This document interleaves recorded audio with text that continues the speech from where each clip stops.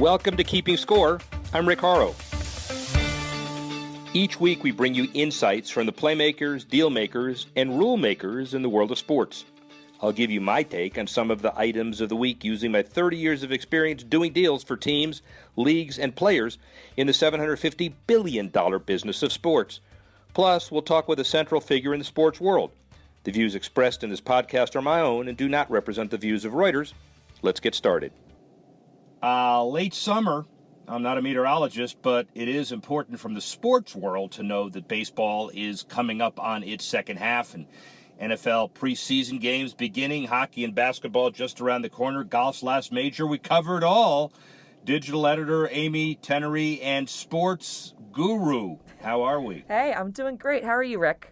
I'm wonderful, a little wistful, because where did the summer go? I'm actually driving to Green Bay to watch the first preseason game with the Packers in the summer, something we did last year on community ownership, something I always love. But let's start with baseball. Yes. Second half of the season intensifying, and, of course, all the kids are getting ready to go back to school.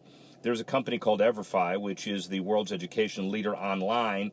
They have a summer slugger program where 15 of the teams, and Joe Torre, the chief baseball officer, and Rob Manfred are all saying, look, you're a lot dumber at the end of the summer than you are at the beginning because you forgot a lot of the stuff, and Major League Baseball is supporting the idea that they go ahead and try to get together with continuing education for kids during the summer, not only nonprofit, but a good example of baseball keeping the heat on, so to speak, for all the teams to keep interest going during the summer. What's your take on all that? Yeah, you mentioned that we're getting toward the end of the summer, and I know over the summer we've talked a lot about the cost of, stadiums to public funds, and, that spans all sports. And so it seems to me a little bit like with, what these leagues and teams take out of public funding, and what they sort of need from public to keep the support going, there's almost like an obligation on their part to launch programs like this, not only to remain relevant and to appeal to parents, but also just to kind of give back a little bit. Do you feel kind of like there is this sort of pressure and this sort of impetus on these teams to keep up kind of the good works, as it were? Well, partially, but I think it's a little more than that. The one is, everybody, even with the help of this one-and-done wildcard two-team addition in each league, isn't always in the pennant race. There are teams that are hopelessly behind. Philadelphia is a good example. And you got to keep interest going during the summer and fall with teams who are important, but nobody's going to just go to the games to follow them on the field. They're losers. So it's a good example of making sure that there's a program where it's front and center. And then the other piece, I think, is the whole digital component. EverFi is one of the world's leaders. They put this educational program together. They reach public schools. They reach government agencies. And I think it's not just the obligation. You are correct. But I think it's a little more than that. I think it's making sure that baseball continues its marketing pressure whenever they can. Yeah, that makes a lot of sense. I mean, it seems like it's sort of a win for EverFi as much as it is just a smart move on the part of Major League Baseball. But I don't know about you, but with the Mets performing the way they are, I'm a little bit done with baseball. I kind of want to talk about football. Yeah, well, listen, I wanted to make sure that we started with baseball and got out of the way. Yes. Your Mets are just a poster boy for the proposition that, money can't always buy happiness. I'm not even going to get you the opportunity to respond. We're going to go right to football. Okay, is that okay? Is that acceptable to you? That was smart on your part. Yeah, yes, please. Yeah, football, let's good, go. Exactly. And so, it is interesting. There are some teams we ought to focus our spotlight on. We'll focus more as we go forward, obviously, for the rest of the year. Jaguars play an annual game in London. They're trying to parlay it into not just being London's team, because the Jaguars are not the only team that Britain follows, but there is a company called LGT Vestra US. It's a firm that targets Americans living in Europe, and the Jaguars have cut a sponsorship deal with them only related to the games that the Jaguars play in London, just like they cut deals with Visit Florida and U.S. Assure Insurance in Florida and in the U.S. to cover the sponsorship of the games they play in London for U.S. teams. So it's a good example, I think, of the Jaguars being really resourceful and trying to pick up as much money as they can. Mm-hmm.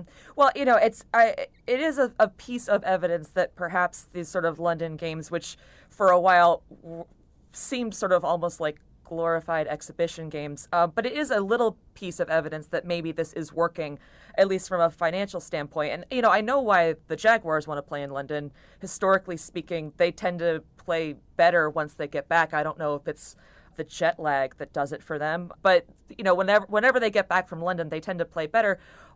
I am still a little bit of a skeptic. I feel like maybe the NFL is just stretching themselves too thin still with this. You've got lots of evidence to show that youth participation in football is on the decline. I want to know, from your perspective, is this just kind of a pipe dream and they're stretching themselves too thin?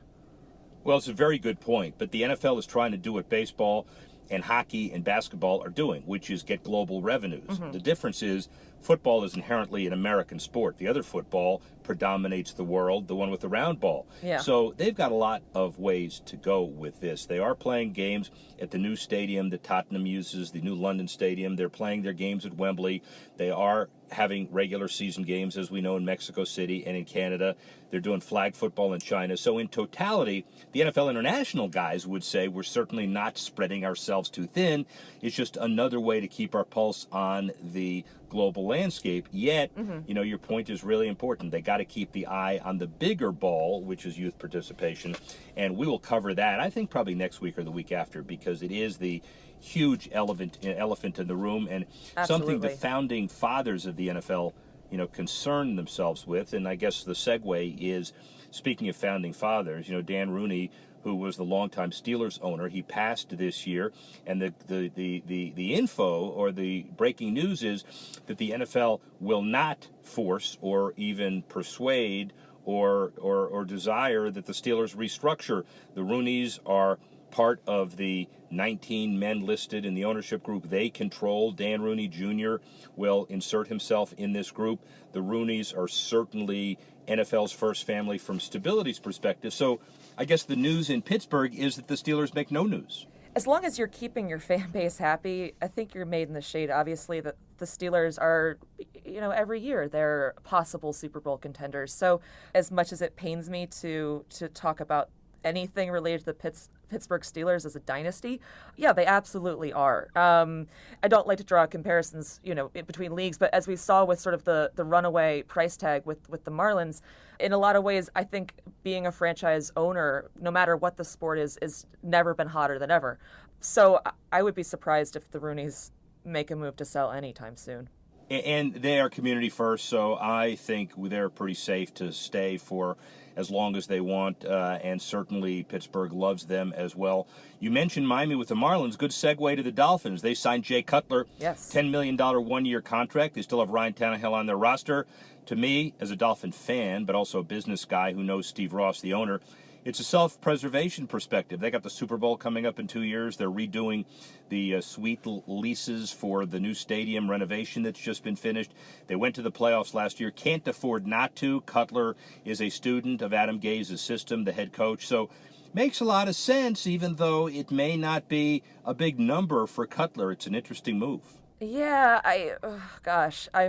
if I were a Dolphins fan, I would be unhappy right now. To have your quarterback be injured in the preseason, and then you got a guy who you're dragging out of retirement, you're paying him $10 million, and I don't know. For your sake, I hope this works out for you, but gosh, that would make me real nervous. Well, but I will tell you this, as a Dolphin fan, I am ecstatic, because a week ago you didn't know what was going to happen. That's true. And now at least there is hope, with Matt Moore as the starter and Jay Cutler as the quote co-starter right now, for some real competition for a guy who's dragged out of mothballs, but it's Adam Gaze's mothballs. And again, the most important issue here is that it renewed some excitement in South Florida, which was very important from the business perspective. And now we'll segue from excitement. Today is all about segues. So we're going to North Carolina. Be there on Friday. Saturday, we have a big Facebook that we're going to do with PGA of America President Pete Bavacqua and others, which we will have distributed on Saturday and Sunday. But the bigger issue is the 99th PGA Championship is taking place at Quail Hollow this week. Golf participation is up. There are 50 million Americans who play on a regular basis, 6 million millennials who play more than 15 rounds a year. There are new kids that are coming up to play. I know you're not a golfer, but it sounds like the business is looking pretty good. It does, and we've discussed, I think, over the course of the summer again, kind of what the future of the sport is and who's the next Tiger and what's going to happen next. And I think it's been a really exciting season for golf. I think that Rory McIlroy, certainly Jordan Spieth, they both just had phenomenal storylines this summer. So I'm excited to see what happens next year. And I know we have a little bit of breaking news. I'll let you do the honors, though. Well, yeah, the breaking news is that for the first time, we have an announcement that the PGA Championship will move to May, beginning in 2019. Right. That's largely because they want to make sure they get out of removed from the clutter. It's been golf's final major. Now, the British Open will be golf's final major of the year. They want to make sure they don't compete with the FedEx Cup or the Ryder Cup or the President's Cup, and they're doing a good job. What the end of the day in golf is it's all about sponsors, and it's all about how they feel about the world of golf. There is no bigger marketing company, of course, or product company than Walmart. And Dan Bartlett, who's the EVP of Corporate Affairs for Walmart, responsible for all government relations and public policy. He's a Hill and Knowlton guy. He came up from the PR side. He was also counselor to President George W. Bush in 2007, so he understands the politics. He's a Longhorn, Texas Longhorn in Razorback country, but he's the point guy on the Northwest Arkansas Classic and Championship presented by Walmart, the LPGA event, the whole world of Walmart, what they do. Clearly, it's important that we dust off an interview that we did at the LPGA event a month ago, but really relevant Golf Week this week, because it gives you a perspective of not only why a company like Walmart would stake its name to a golf tournament, but why the golf business moves the needle when corporate dollars are concerned, especially in golf. Dan Bartlett. We're here at the Walmart Northwest Arkansas Championship presented by P&G. There, I finally got it out correctly in front of the guy that I need to. There are so many sponsors to this event, and obviously Walmart first and foremost on it. But let's remember something. This is not an event that is a typical run-of-the-mill golf tournament. This is a textbook example of how you build enduring partnership to affect social change. And Dan Bartlett, the EVP of Corporate Affairs for Walmart, he's the guy that's basically driving this, that drives other things. Thank you very much. So the resume, the bio, is responsible for government relations, public policy, corporate communications, philanthropy, the company's social responsibility and sustainability initiatives. That's all? What else is there to do? It's an incredible privilege to be able to represent the company in more than 28 countries around the world. And we have many stakeholders, as you can probably imagine, from government to NGOs to community leaders. And our opportunity, for example, for this tournament is really special. Well, and frankly, you have a very unique experience coming into this perspective. It was obviously at the White House and also Hill and Knowlton, and not only at the White House, but counselor to George W. Bush in July 2007 and otherwise. So you've basically seen it all, but yet I see a special twinkle in your eye about this tournament. Why is that? Well, it's being an avid golfer myself, I have young boys that are into golf. The way that the life lessons that golf can teach young people and the way that they can be role models in communities and really be a part of the fabric of the community is something that's always been personally interesting to me, and it also fits very nicely for what Walmart considers itself as a member of the community. So we really believe it's a perfect fit. Well, let's talk about Walmart's perspective on this. They have been involved since day one. They're 11 years in this. They've taken the title for the last few years. Taking the title is almost a derogatory term because it's not that. You're a partner. You're a friend of the event, and you and Octagon and I guess to a lesser extent, or early P&G and then Tyson's other, built something really special in this community. Give me the evolutionary history of it.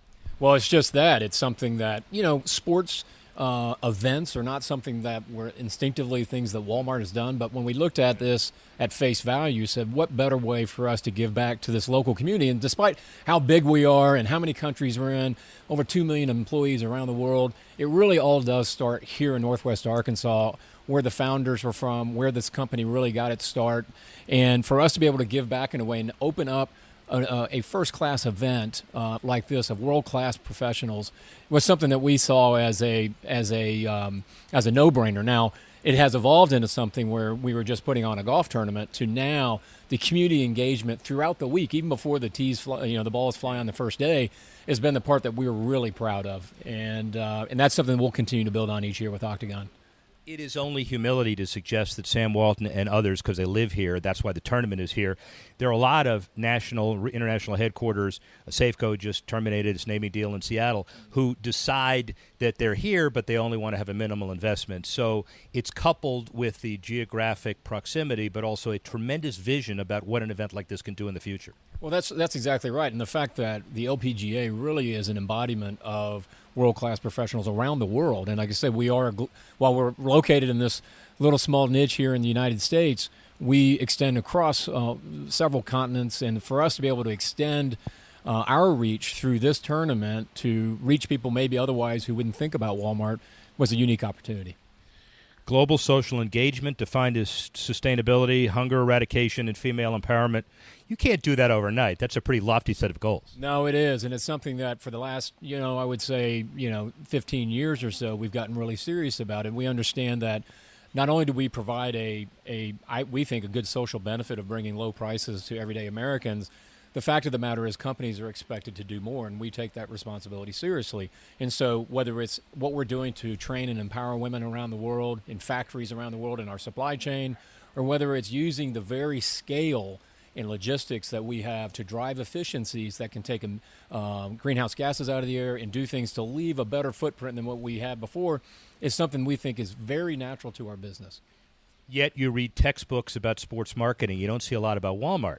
But this event is a textbook example of what to do and how to create an event that transcends sports. What's so special about this event?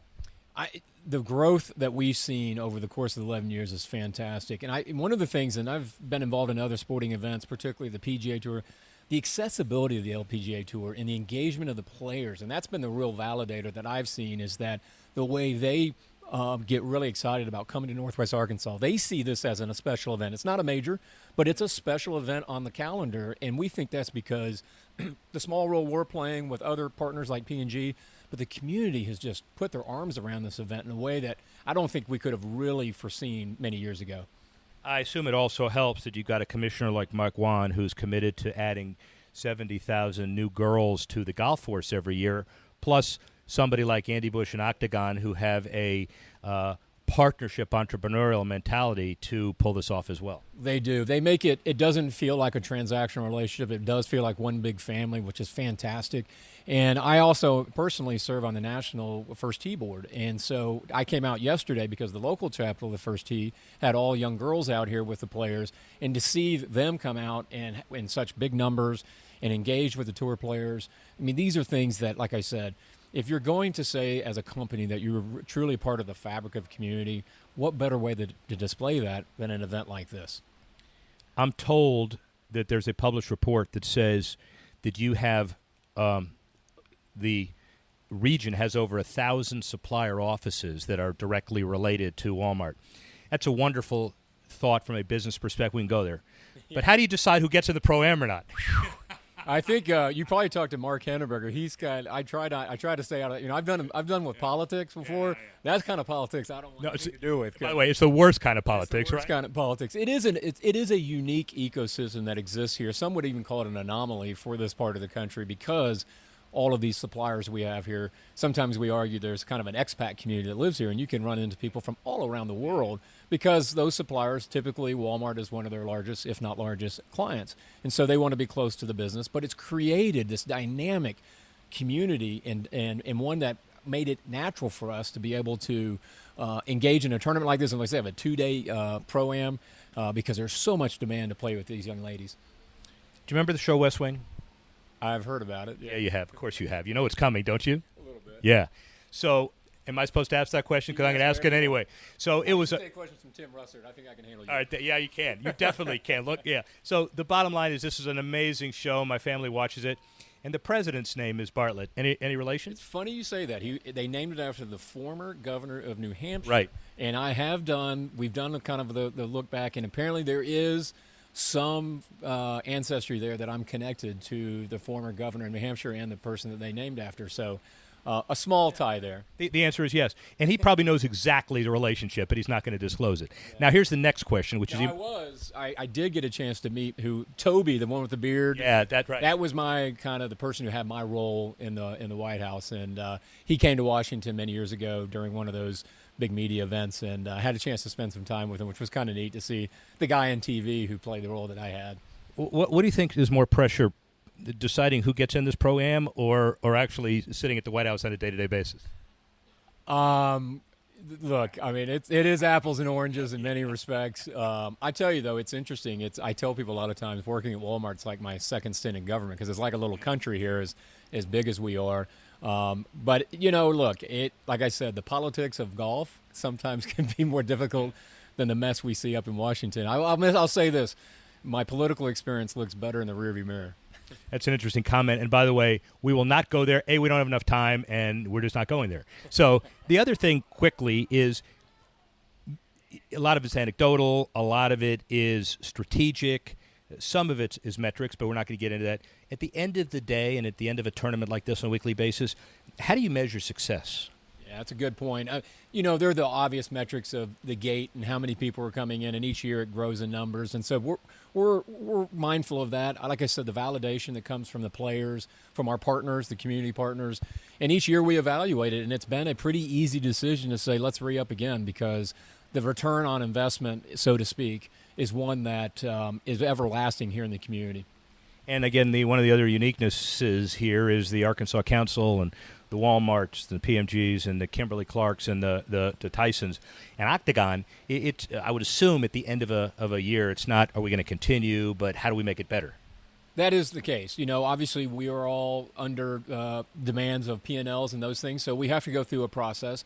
But it is a pretty, easy process because the results have just been fantastic. And so I'm also excited about how entrepreneurial that Octagon is about this, that each time we come up with a new way to engage the community, a way that makes this a distinct tournament compared to everything else the ladies will see on tour. And I got one final question. How do you explain yourself? You're a Longhorn in Razorback country. How did that happen? Trust me, I'm a lone voice here, and the harder part for me is to make sure none of my young four boys flip on me. So, we have to keep the apparel. We have to represent as often as possible. The challenge has been is the Razorbacks have been playing better in sports than the Longhorns have as of recent. So we got to turn the tide there.